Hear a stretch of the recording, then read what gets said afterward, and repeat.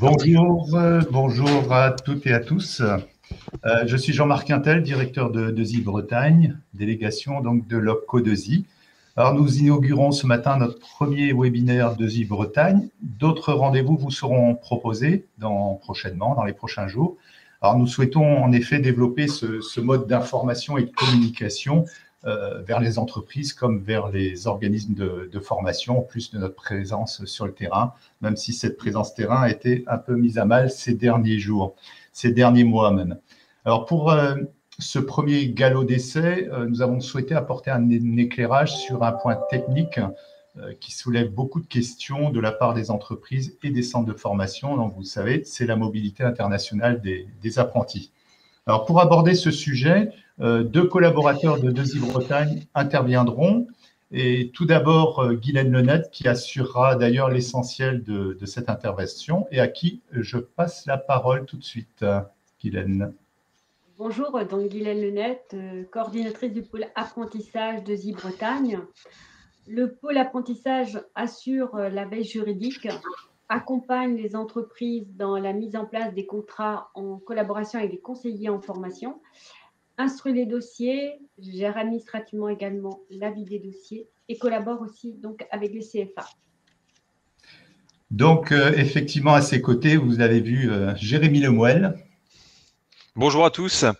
Donc effectivement, Jérémy Lemuel. Moi, je suis conseiller 2i Bretagne, principalement détaché sur le secteur sud de Morbihan, bassin Aurévan. Je suis également référent apprentissage et donc j'interviens forcément en parallèle avec Guylaine sur cette thématique qui aujourd'hui nous anime. Voilà. Alors, pour ce matin, moi, j'interviendrai principalement sur la partie chat, si effectivement il y a des questions. L'idée, c'est de vous répondre au fil de l'eau dans la mesure du possible. Éventuellement, de remonter les questions qui reviendraient, qui seraient un peu redondantes ou principales, peut-être pour les aborder en fin de séance, si le temps nous le permet. Et puis, pour celles qui éventuellement n'auraient pas de retour sur cette première session de ce matin, je vous inviterai naturellement à vous retourner vers votre conseiller en local pour qu'il vous apporte toutes les précisions nécessaires. Voilà. Moi, je vous souhaite un bon webinaire et puis je vous redonne la main, Jean-Marc. Merci à vous deux. Donc, avant d'entrer dans le vif du sujet, je voudrais vous donner deux mots vous présenter deux mots sur l'OPCO2i et l'AR2i Bretagne également. Donc, tout d'abord, vous rappelez nos missions, vous les connaissez, vous connaissiez les OPCO, les missions des OPCO ont légèrement évolué, bien évidemment. Alors, on reste quand même avec une mission principale d'accompagnement des entreprises pour le développement de leurs compétences sur le terrain à travers l'information, le conseil et bien sûr le financement des formations. Mais au-delà de ça, des missions plus larges d'analyse, d'anticipation des évolutions du travail. C'est le travail de l'observatoire, mais aussi un appui aux branches et aux organisations professionnelles pour la création de certifications notamment, ou aussi la promotion des métiers industriels vers le grand public. Et ça, ce sont des missions organisées souvent au national, mais que nous pouvons déployer aussi au régional. Alors, quelques chiffres sur l'OPCO2i. L'OPCO2i, 2i pour inter-industriel. Notre champ couvre en France pratiquement 70 000 entreprises, c'est 3 millions de salariés. Et vous voyez que c'est 97 500 alternants, contrats d'apprentissage principalement, ce qui représente à peu près 3% des salariés. Donc, avec une volonté partagée de toutes les entreprises et des branches aussi de développer ce sujet de l'alternance. 12 délégations régionales regroupant à peu près 800 collaborateurs sont sur le terrain. En Bretagne, nous sommes 27 salariés, effectivement. 32 branches professionnelles, donc vous voyez, c'est important et très diversifié, avec un poids lourd quand même qui est la métallurgie, qui rassemble à peu près la moitié des entreprises, mais aussi d'autres branches qui ont des particularités, des spécificités qui leur sont propres et que nous suivons aussi. Alors, il manque dans ces branches industrielles l'agroalimentaire, qui est très présent en Bretagne, mais qui ne rentre pas dans notre champ d'activité puisque l'agroalimentaire est raccroché au CAPIAT. Voilà. Alors en Bretagne, l'industrie, justement, c'est 3943 établissements précisément, pratiquement 4000, pratiquement 100 000 salariés et 2713 alternants. Nous sommes un petit peu en dessous de la moyenne nationale en termes d'alternants, mais avec l'ambition, là aussi, d'en faire plus. 28 collaborateurs, je disais, répartis sur 2 antennes. 2 antennes qui sont aussi, et vous allez voir sur la carte suivante, on a réparti là les établissements en Bretagne. Et on a, pour notre organisation, coupé la Bretagne en 2, grosso modo, d'une ligne qui va de Saint-Brieuc jusqu'à Vannes. Pourquoi ce découpage? Tout simplement parce qu'on a 50% des établissements de part et d'autre. Donc, notre organisation est effectivement basée sur cette structuration des entreprises, cette présence des entreprises en Bretagne avec, vous le voyez, hein, des concentrations sur les grandes agglomérations, Brest et Rennes, mais aussi sur les villes moyennes du littoral nord et sud. Pour finir, un petit, je ne sais pas si vous lisez bien les noms, mais pour vous présenter un peu notre organigramme et notre organisation. Donc, 2 pôles de gestion, je le disais, Brest et Rennes, auxquels sont rattachés donc les conseillers au contact des entreprises au quotidien et les gestionnaires en back-office. Conseillers et gestionnaires interviennent en binôme pour le suivi de leur portefeuille d'entreprise. Un conseiller a entre 350 et 400 entreprises, établissements dans son portefeuille. Et donc, le pôle apprentissage qui est transverse aux 2 antennes et qui traite de façon spécifique ce dossier important et lourd financièrement puisque c'est pratiquement plus de 70% de nos engagements. L'année dernière, Desi Bretagne a engagé 50 millions d'euros. Donc, je disais plus de 70% pour l'alternance, l'apprentissage et les contrats de pro. En France, c'est 859 millions d'euros qui sont engagés pour l'alternance sur les 1,3 milliard effectivement d'engagements globaux. Vous voyez, on est dans des sommes quand même conséquentes. Sans plus attendre, je passe donc la parole pour rentrer dans le sujet à Guylaine qui va prendre la main. Guylaine, c'est à vous. Oui, donc nous allons aujourd'hui donc parler des frais de restauration, hébergement, équipement et des frais de mobilité internationale, des sujets qui aujourd'hui sont pleins d'actualité, où on commence à avoir beaucoup de questions. Donc, lors de l'engagement financier des contrats, nous prenons en charge les frais pédagogiques, mais également les frais annexes à la formation des apprentis, dès lors qu'ils sont financés par les CFA, donc dans des conditions qui sont déterminées par décret. Alors, les frais annexes, ils doivent être indiqués dans la convention de formation. Ils correspondent à la durée du contrat. S'ils n'apparaissent pas dans la convention, nous ne les engageons pas. Donc, il y a aussi les cas particuliers des frais de mobilité internationale qui concernent les formations longues, notamment les formations ingénieurs.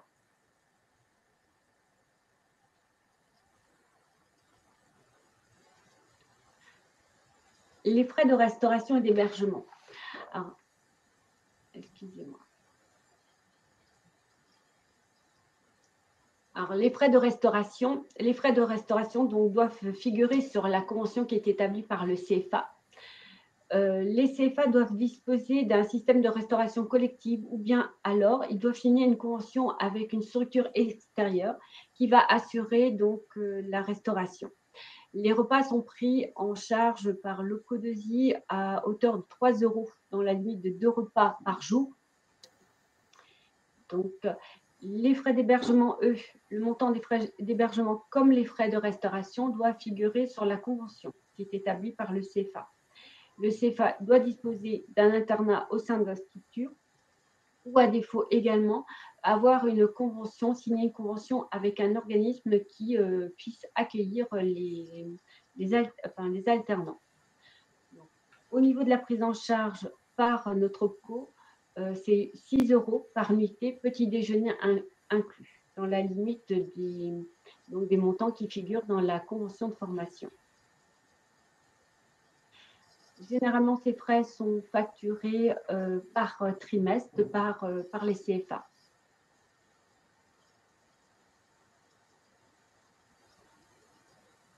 Les frais de premier équipement.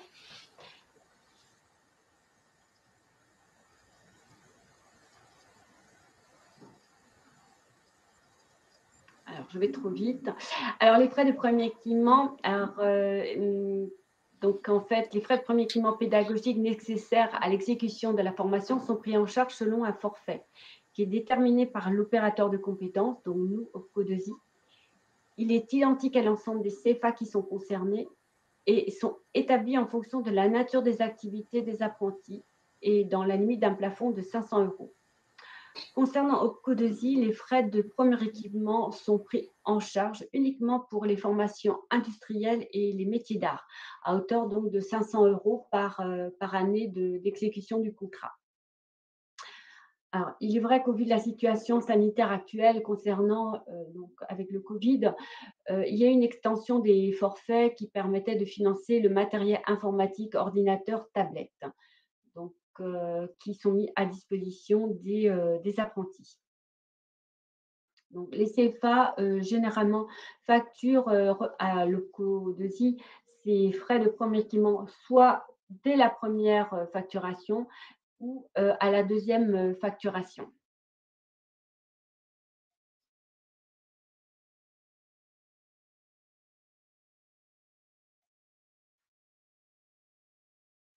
Alors, les frais de mobilité internationale ou européenne.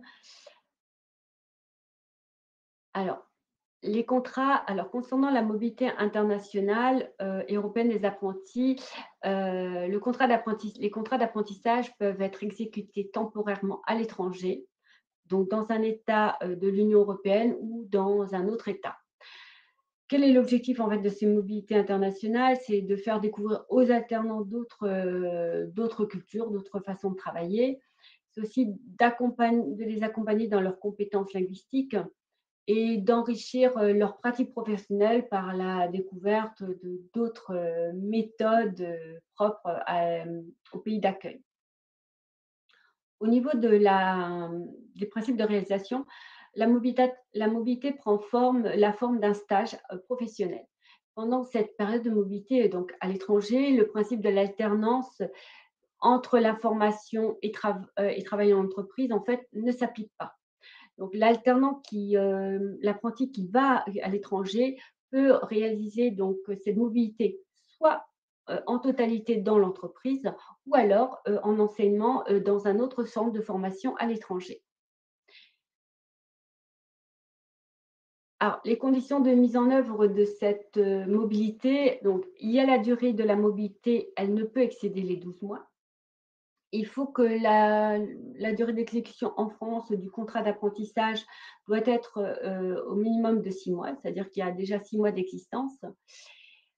L'entreprise d'accueil ou le centre de formation d'accueil durant ces mobilités, en fait, est responsable des conditions d'accueil de l'apprenti. Ça, c'est très important et telles qu'elles sont déterminées par les conditions légales et conventionnelles en vigueur dans le pays d'accueil, notamment en ce qui concerne la sécurité et la santé au travail, la rémunération, la durée du travail, le repos hebdomadaire et les jours fériés.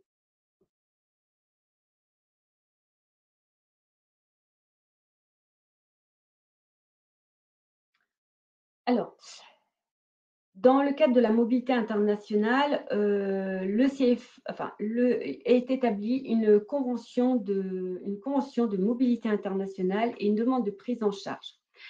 Au niveau de la convention de mobilité, en fait, elle a pour objet vraiment de sécuriser la mobilité de l'apprenti à l'étranger en précisant les droits et les obligations de chacun. Donc cette convention, elle précise, et ce qui est important, les dates de début et de fin de la période de mobilité, l'objet de la formation ou la nature des tâches qui vont être confiées à l'apprenti pendant son séjour à l'étranger, son lieu de travail ou de formation si la mobilité, c'est uniquement en centre de formation, le nom et la qualification des personnes chargées d'en suivre le déroulement en France et au sein du CFA et dans le pays d'accueil, ainsi que les modalités de suivi. Au sein du CFA, il y a souvent un référent mobilité qui est désigné. Les équipements et les produits utilisés, les horaires de travail, la durée, repos hebdomadaire, congés, jours fériés. Dans le cas échéant, les modalités de prise en charge de la rémunération et des frais annexes générés par la mobilité. Il y a aussi les frais, les modalités d'évaluation et de validation des compétences acquises à l'étranger. Tout ce qui concerne la responsabilité civile et la couverture des risques dans le pays concerné par l'apprenti, l'entreprise d'accueil ou le centre de formation. Alors, cette convention de mobilité, c'est une convention qui est faite vraiment avant le démarrage, avant le départ en mobilité, et elle est totalement différente de la convention donc, pédagogique qui est établie au démarrage du contrat et nous est envoyée avec le CERFA, qui elle, comment dire, correspond plus à l'organisation de la formation, au type de formation, au coût de la formation. Donc, la convention de mobilité, c'est vraiment quelque chose qui est établi. Le CFA accompagne les entreprises pour établir cette convention de mobilité.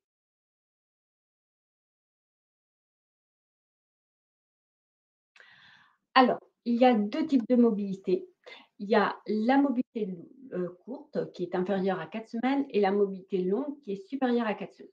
Dans le cadre de la mobilité courte, donc inférieure à 4 semaines, il y a, c'est une convention on appelle ça une convention de mise à disposition, c'est-à-dire qu'il y a le maintien du contrat de travail, heu, il y a maintien de la rémunération par l'employeur, et des charges, il y a maintien des dispositions conventionnelles. Donc pour, l'impact sur le contrat de travail, c'est juste un transfert partiel et temporaire de la subordination juridique, donc au profit soit de l'organisme étranger d'accueil ou de l'entreprise. L'employeur donc reste responsable des conditions d'exécution de la formation en centre de formation ou en entreprise à l'étranger. Donc ça, c'est ce qui est très important. Alors qu'il existe un autre type de mobilité, qui est la mobilité longue, donc qui est supérieure à 4 semaines. Dans le cadre de la mobilité longue, il y a une suspension du contrat, enfin une mise en veille du contrat de travail. Donc, ça veut dire que la rémunération, elle n'est pas versée par l'employeur français. L'alternante appartient toujours à l'entreprise prêteuse, mais ne bénéficie pas des droits légaux et conventionnels. Donc, cette mise en veille du contrat de travail, elle se traduit par donc, une suspension du contrat de travail pour une durée limitée et prédéterminée, donc, qui est établie, les dates étant établies dans la convention de mobilité. Cette suspension n'entraîne pas de décompte de la durée du contrat et de l'ancienneté du salarié. Et il y a un transfert de la responsabilité de l'apprenti sur l'entreprise et le centre de formation du pays d'accueil. Donc, l'employeur reste responsable des conditions d'exécution de la formation en centre de formation ou en entreprise à l'étranger.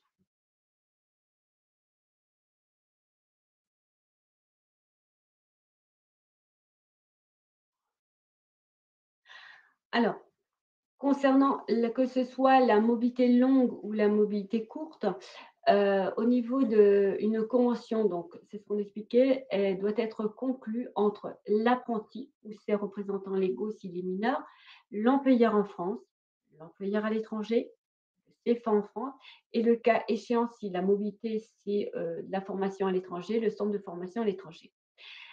Cette convention, donc on le rappelle, elle a pour objet de sécuriser la mobilité de l'apprenti en précisant les droits et les obligations de chacun. Donc, par ailleurs, donc, cette convention doit être obligatoirement adressée à l'OPCO dans le cadre du financement de la mobilité. Donc, nous avons à disposition sur le site de l'OCODESI des modèles de convention de mobilité courte ou de mobilité longue, donc, qui peuvent être téléchargés. Et vous avez un petit document donc sur travail-emploi.gouv, un kit de mobilité européenne, mais il n'y a pas de modèle de convention. Donc vous pouvez aller sur le site de l'OPCODESI, vous retrouvez ces modèles de convention.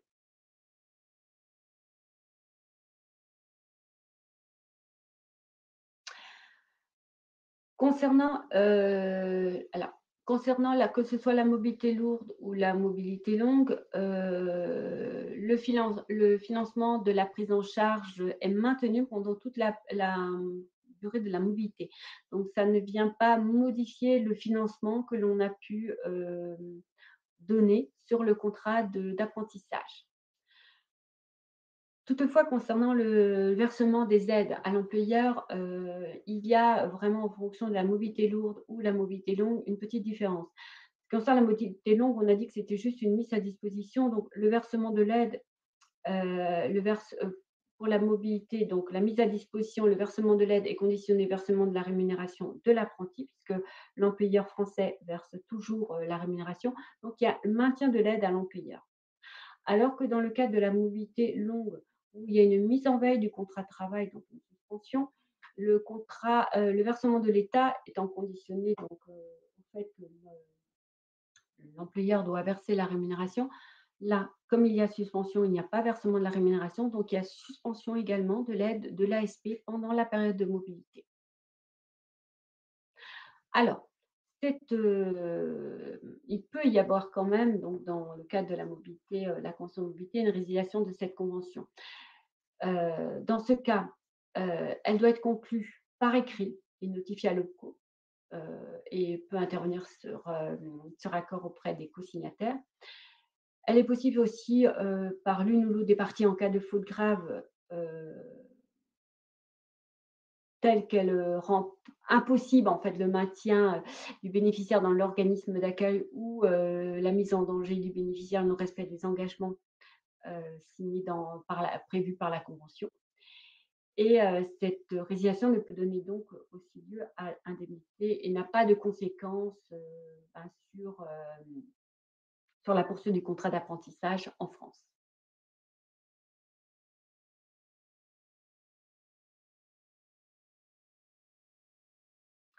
Alors, pourquoi en fait, alors dans le cadre de la mobilité internationale, ce qui est très important, c'est tout ce qui est le point quand même sécurité sociale de l'apprenti durant sa mobilité.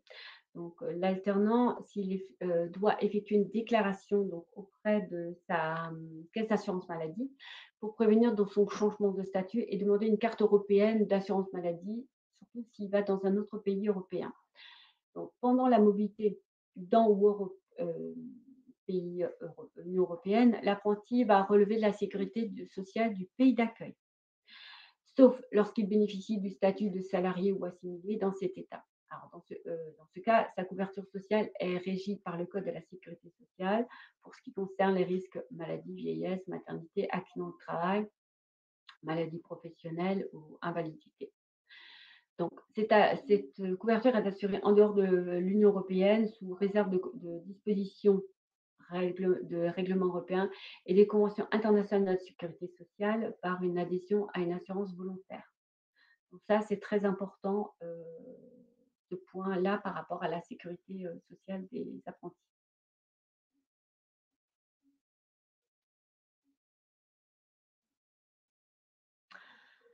Nous, au PCODESI, alors le CODESI, on va se prononcer sur la prise en charge financière, mais on ne va pas du tout contrôler le contenu de la convention, ni de enfin, de la mobilité, ni de son application. On vérifiera quand même que la période de mobilité, est bien indiquée sur cette mobilité. Une fois que la convention est établie, l'employeur va adresser la demande de prise en charge des frais de mobilité à signer complétée et signée, par le CFA. Nous, on va se prononcer sur la prise en charge financière et dès sa conclusion, donc la convention est adressée à l'OPCO, qui informe la DGEFP sous forme dématérialisée, donc des conventions qui seront transmises ainsi que les modifications qui leur seront apportées.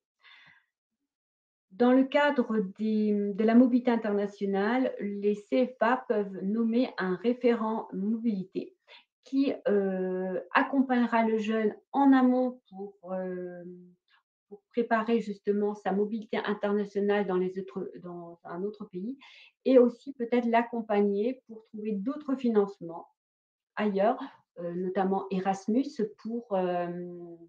pour compléter la prise en charge des frais liés à la mobilité. Donc, nous rémunérons la prise en charge des référents mobilité CFA il est fixé à 500 €. C'est un forfait, un seul référent par contrat d'apprentissage.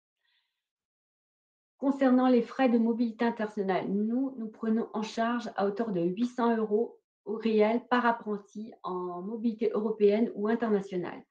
Concernant les IEG, c'est-à-dire les industries électriques et gazières, il a été déterminé un montant de prise en charge à hauteur de 800 € par mois de déplacement sans note de frais, bien sûr, de l'apprenti.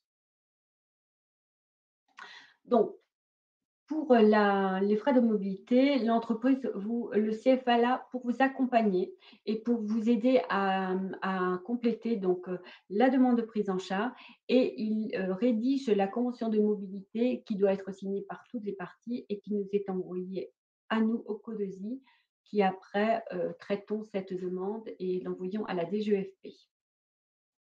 Donc en annexe, nous vous avons transmis le modèle de demande de prise en charge. Cette demande de prise en charge est également téléchargeable sur le site, sur le site OPCO2I, donc pour que vous complétez et que vous nous adressez.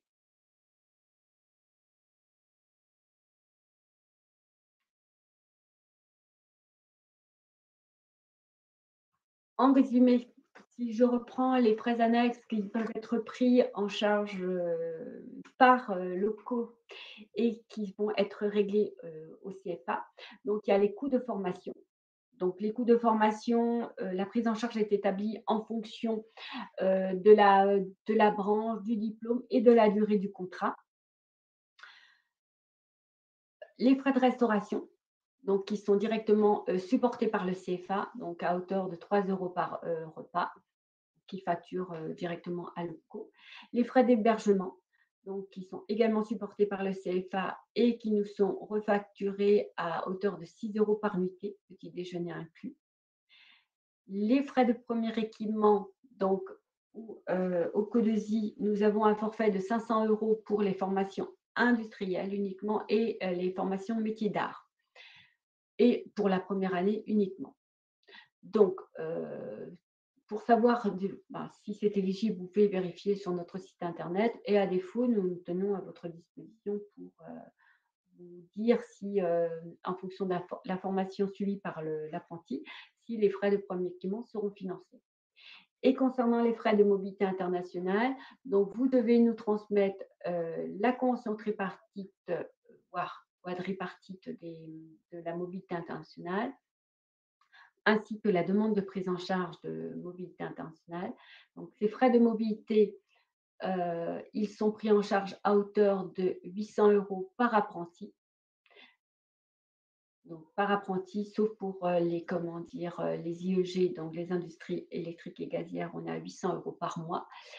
Et nous finançons 500 € le référent mobilité au sein du CFA qui suivra l'apprenti pendant sa mobilité.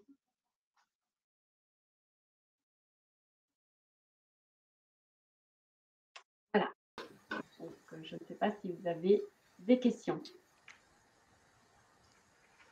Merci Guylaine. Je prends rapidement le mot qui suivais le chat. Alors, il n'y a pas eu de questions qui sont remontées durant cette présentation. Alors, je pense que ont été clairs sur le sujet. Peut-être que des questions arriveront après coup, mais quoi qu'il en soit, de toute façon, on sera à disposition et à votre disposition pour vous apporter les réponses nécessaires. Voilà, dans tous les cas. Peut-être une question qui arriverait. De toute façon, oui, vous rappelez également que si vous avez des questions par la suite qui vous viennent à l'esprit, surtout, n'hésitez pas à contacter votre conseiller formation pour les entreprises. Vous pouvez aussi contacter directement pour les CFA Guylaine Lenette qui se mettra à votre disposition pour répondre à vos questions. Voilà, on est arrivé à la fin de ce premier webinaire. Alors, il était court, mais bon, voilà, c'était un flash sur une information assez précise que nous souhaitions vous apporter. Le PowerPoint que nous avons diffusé, vous pourrez on vous le mettra à disposition de la même façon que ce webinaire qui sera mis en ligne et vous pourrez le voir en replay. Je vois qu'il y a une question de Jean-Marc Drevez. Pas sûr d'avoir bien compris ce qui était relatif à la Sécu. Alors, Guylaine. Alors,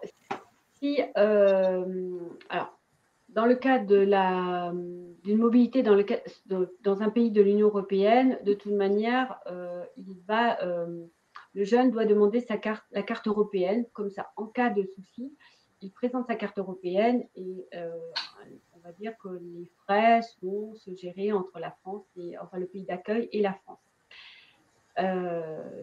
Ça, c'est on va dire dans le cadre de la mobilité, dans le cadre de la mobilité courte, voilà, c'est important. Dans le cadre de la mobilité où c'est dans un pays hors Union européenne, il faut vraiment s'assurer comment il est couvert par l'entreprise d'accueil dans ce pays-là.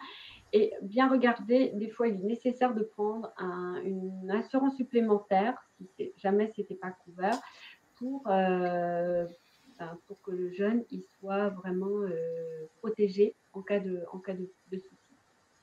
Mais dans le cas d'un autre, s'il est, dans le cadre de la mobilité longue où il y a une suspension du contrat de travail, une mise en veille, le pays d'accueil, normalement, a prévu tous ces points-là, parce que c'est un point qui est important et qui est bien défini au niveau de la convention de mobilité, bien défini au niveau de la sécurité pour le jeune, pour qu'il n'y ait pas de... Voilà, c'est juste prévoir en cas de problème. Mais il doit prévenir justement la sécurité sociale qu'il va être en mobilité dans un autre pays pendant une durée déterminée. Merci pour cet éclairage. Quoi qu'il en soit, si vous avez sur des cas particuliers des questions, n'hésitez pas, bien évidemment, on est là pour ça, de nous les remonter. On les étudiera précisément et en particulier avec vous. Très bien. Écoutez, on avait prévu une demi-heure, on a juste fait 32 minutes, donc on a tenu exactement le chrono. C'était notre premier, comme on disait, notre premier galop d'essai. On a testé nous-mêmes un peu ces nouveaux outils aussi, Webikeo, là. Eh bien, désolé peut-être si on a été par moment un peu hésitant, mais bon, globalement, je pense que ça s'est bien déroulé. Comme je vous le disais en introduction, de nouveaux rendez-vous vous seront proposés là dans les prochaines semaines, qui pourront être organisés par nous comme par d'autres AR2I, comme d'autres délégations qui peuvent mettre en place des sujets qui pourraient vous intéresser aussi, auquel cas on vous passera cette information. Voilà, merci à tous pour votre participation et puis je vous dis à très bientôt. Merci, à bientôt. Merci, à bientôt.